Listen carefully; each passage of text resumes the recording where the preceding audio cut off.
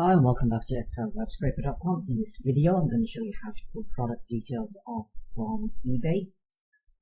If you come down here to the eBay extractor, you'll have two options, which will be the eBay product extractor and the eBay filtered product extractor. The difference between the two is with the filtered product extractor you can open up the web browser, and under the normal eBay product extractor you can't open the browser. For the purposes of this video, I'm going to show you how to extract using the filtered option. So I can open up the browser and apply any filters within eBay that I may want to. First thing you do is select your eBay, and there's several eBays to select from. I'm going to say .co.uk. I always start off with one page, but I'm going to come back and change this, and then I'm going to put some delays in, 1 second delays. For the item you want to search, I'm going to say phones, and then I'm going to open up the browser.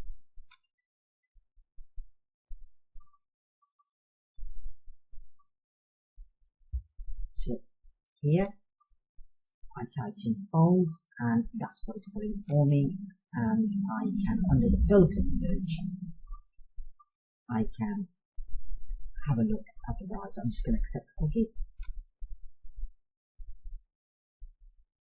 And these are the product details I'm going to pull off. I can apply any of the filters on the side if I want here, and any filters across here as well I want to apply.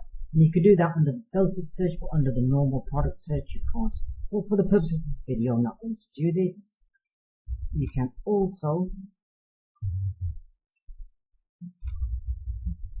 change it to 240 or 120, or leave it at 60. For the purpose of this video, I'm going to leave it at 60 products per page, and I'm going to minimize the browser, so do not shut it down.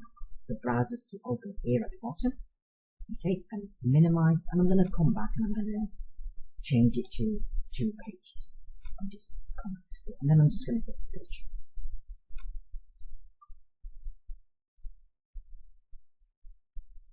And here it's now started to extract the product details off. If I stop this or let it naturally come to an end, then the scroll bar here will increase, and I can look at additional information. Whilst it's extracting, I can only look at some of the information that's pulled off. So it's saying that it's 50% done. In 2 searches, it's pulling off about 30 plus so far. It will probably take it close to about 60 before it changes the page. And I said 2 pages, and it's saying it's got 1 page left to pull off. So roughly about 60 odd, then it should change it over to the second page, and these delays will then kick in.